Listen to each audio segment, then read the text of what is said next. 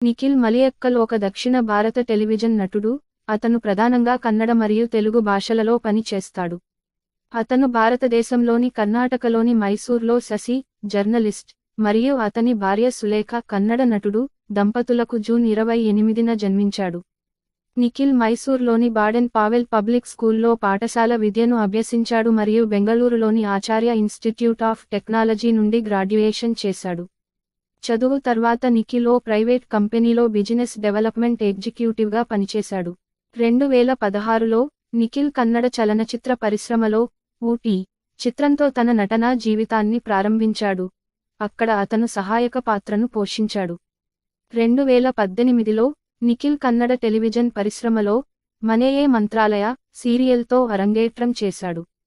ఆ తర్వాత గోరింటాకు సీరియల్తో తెలుగు టెలివిజన్ పరిశ్రమలోకి అడుగుపెట్టాడు.